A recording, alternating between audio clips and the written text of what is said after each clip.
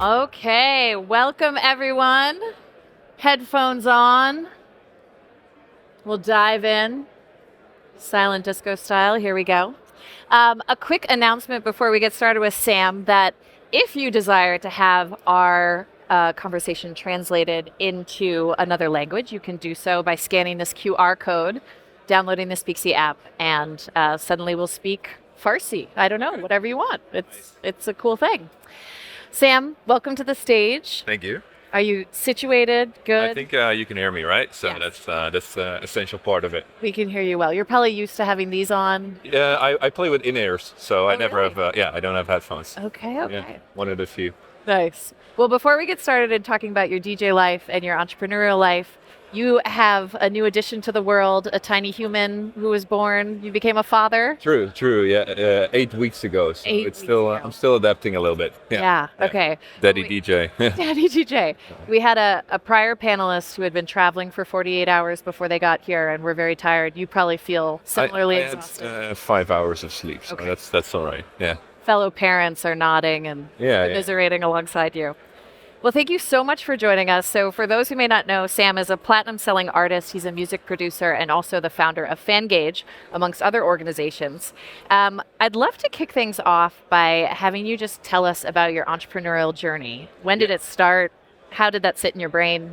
So I went to the Chamber of Commerce for the first time with my dad when I was 13 years old. So that's when officially my entrepreneurship kind of started. Yeah. I started an e-commerce store selling beamers, like projectors, camcorders from China. I was actually drop shipping 15 years ago, Nice. before it got popular, before all the gurus kind of took over that market.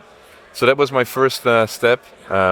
Unfortunately, I didn't know the laws of business yet, and I was 13 years old. Yeah. So I was still in class. I was getting calls, "Hey, my beamer's broken," during like a math class or whatever.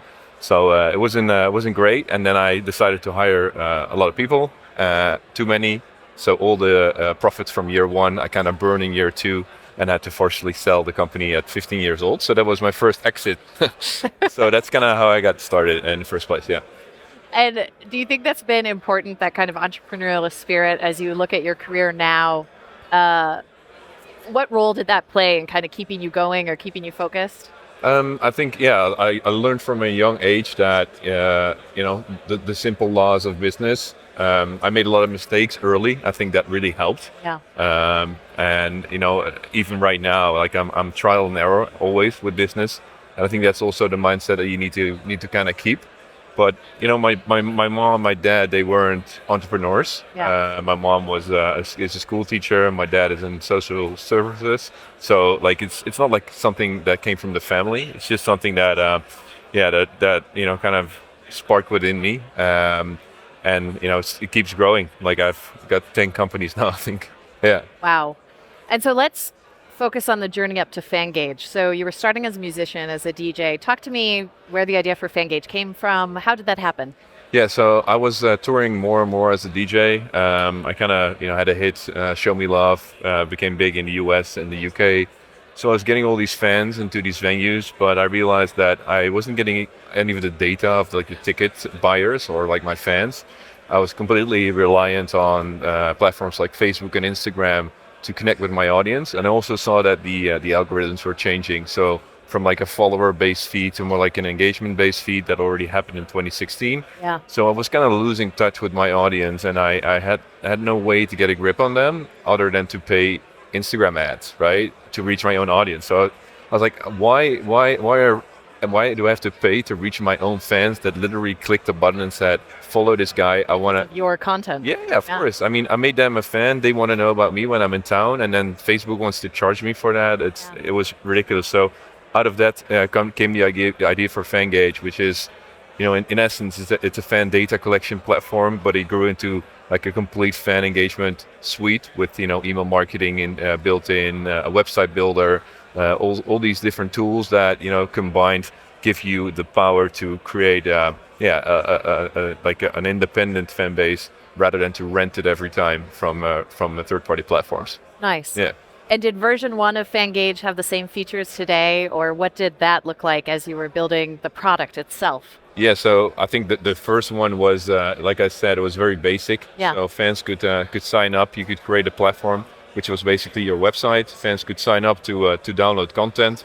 The more data you gave away about yourself as a fan, so the more you told me, for example, your first name, where you live, your phone number, the more exclusive content you would unlock.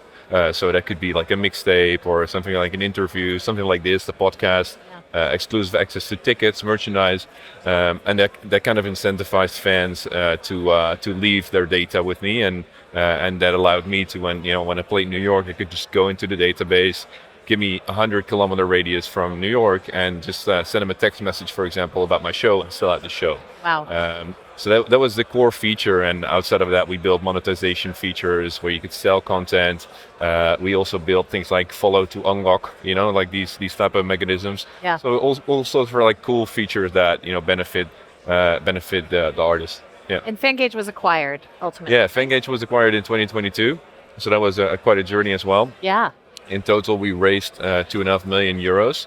First in a crowdfunding round with actually one of the guys here, one of the platforms that is here. Okay. In Rotterdam, so that's kind of cool. Hey. So we raised 300K in a crowdfund, Yeah. and then another 2 million in our seed round Yeah. during COVID. So it was interesting. I was like going from being in the DJ booth all the time to being like in Zoom meetings with investors all the time. Same vibe. Yeah, completely like the opposite. But I learned a lot, and I think going into it, I was very naive. I had no idea what all these terms meant. Yeah. And then I would just nod in a conversation, and then afterwards I would look up what it cap table, what? Right. Yeah. But like things like that, and that's also what I said in the beginning. Like just dive in. That's what I did with fundraising as well. But yeah, I got acquired by Triller in 2022, and they're now actually preparing to go public in June of this year. Which will unlock at least 500 million in funding for Wow. like the whole platform, Yeah. which of course Fangage will benefit from. But yeah, I'm no longer a shareholder in Fangage. I'm not just a shareholder in the bigger group. Yeah. Yeah. And it's so interesting to hear your learning process. And I think we've all been in those situations where you Google something after the meeting to kind of educate yourself. Looking back, are there things you wish you would have known going into the Fangage journey? No, I mean it went well. Yeah. We got the right investors in. We were able to set our own terms. Also because I did it in a way that's not the usual way where you get a lead investor first that dictates the terms, and you Right. get other people on board. I basically just went out with a term sheet and Yeah. started getting angels on board, but also angels with big names like Jack Abraham, or like one of the first people in Facebook. Like I got some big names in, and then I went to the funds and said, hey, do you want to top this round off and with all these interesting people for these terms? So it saved me a lot of negotiation, I guess, with the bigger funds that jumped on board. Because you had the angels validating. Yeah. They already. I mean, if you have 10 angels already, putting 25K in Yeah. at certain terms, there's no way the VC is going to think, you can't give the VC better terms. Like that would Right. be unfair. So Right. yeah, Super fascinating. yeah. And it strikes me. So you were a DJ. You built Fangage in a way as kind of a amplifier for your first business as DJ. You founded other organizations. You have kind of an ecosystem yourself that you've set up. Talk to me about that. What's the philosophy behind it? Correct. Yeah, that's Heartfelt. So Yeah. Heartfelt is a lot of things. Heartfelt is a label, music label. It's a publishing company. We do events. We have a radio show every week, aired to millions of people around the world. We have a foundation, of course, the Heartfelt Foundation. And the cool thing is that, in this ecosystem, it's kind of circular, right? So if we sign an artist to Heartfelt Records, we help him or her get the best possible song through the publishing company. Then we release it on the label. 1% of the royalties automatically flow back into the foundation. So by streaming that record, you actually make the world a little greener.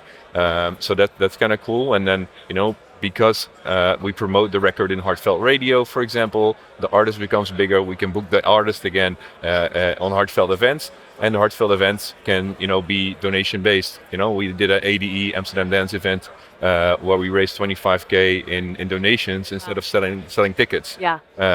And then we can book that artist on that event. So it's kind of certain, and then it's like a flywheel. Fulfilling prophecy.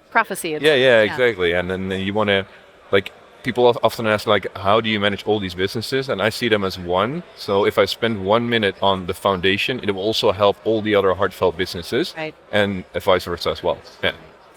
And you must have a team. You must have brought people along with you on this journey. What's been your, how do you think about working with others, finding people to work with you? What's your strategy there?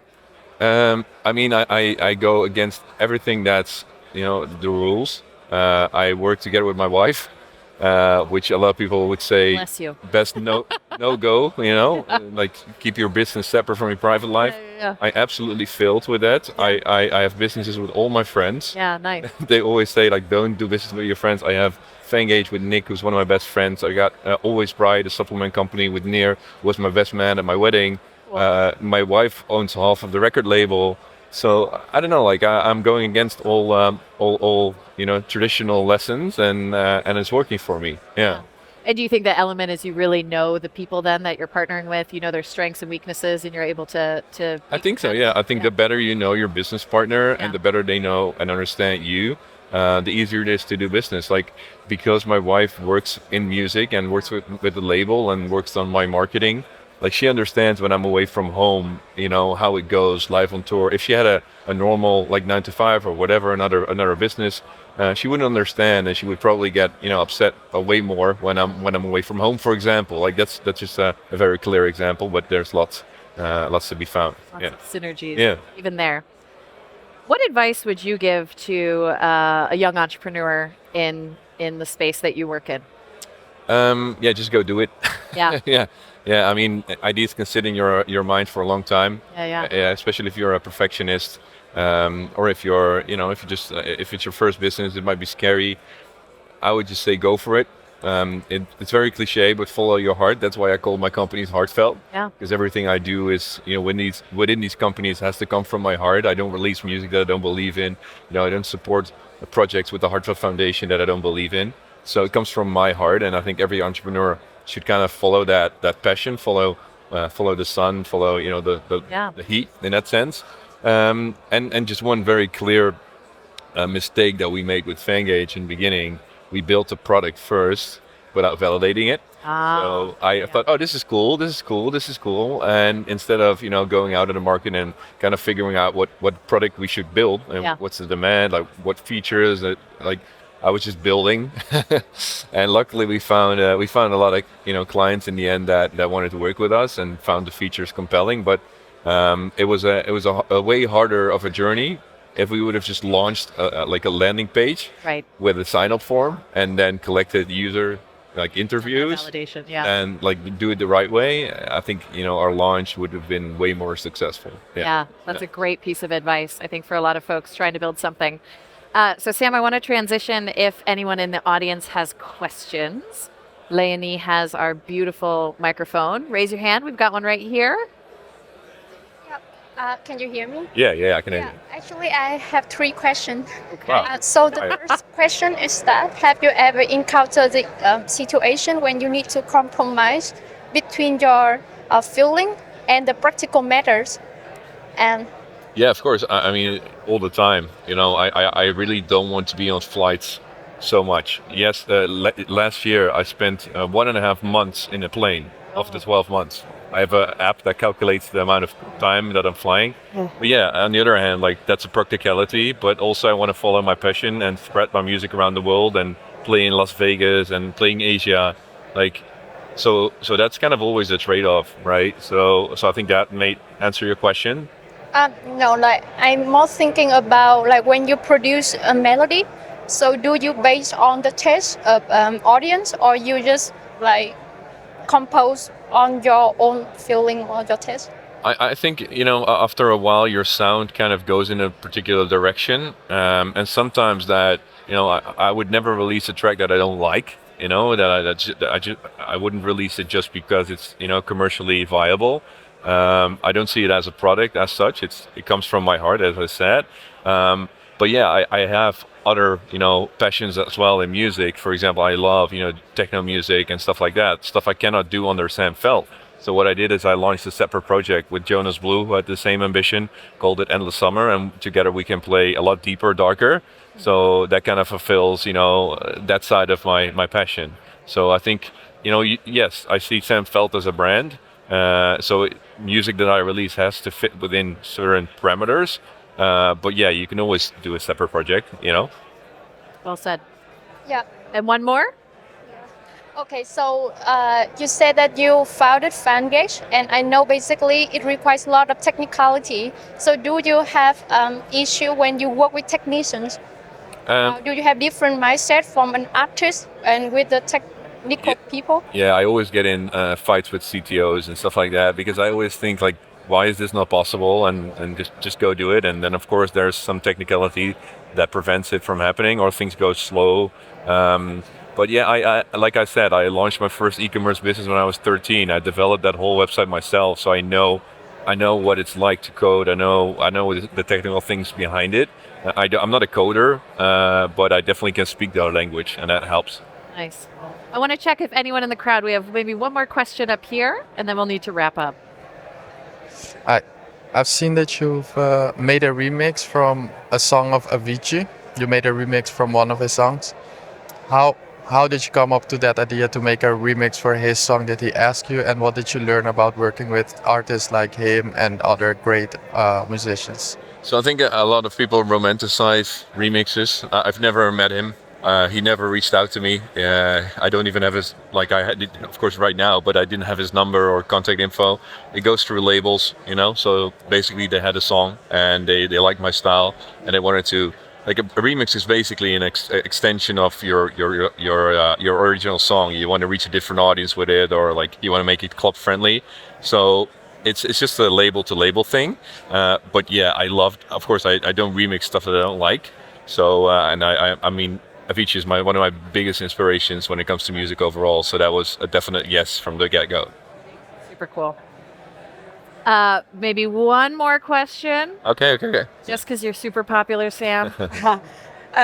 Sorry, I had like one question because you said you also work with releasing music of artists, right? Right. Yeah. So a while ago, I spoke to Don Diablo, who's really into we met through the same community, which is NFTs, and he's more into technology. So when I look at NFTs and music, I'm like, a lot of artists are now also going through that channel of releasing their own music because they get royalties of it. So my question is don't you feel like, for a lack of better words, you're somehow still ripping artists off of fully having the money they make with their music? Are you looking into different models when it comes to business and producing music, but still having artists have maybe 100% or a big percent of their music and getting those royalties? Yeah, so I think music in general kind of changed in terms of the legal stuff. Like you used to give your masters away.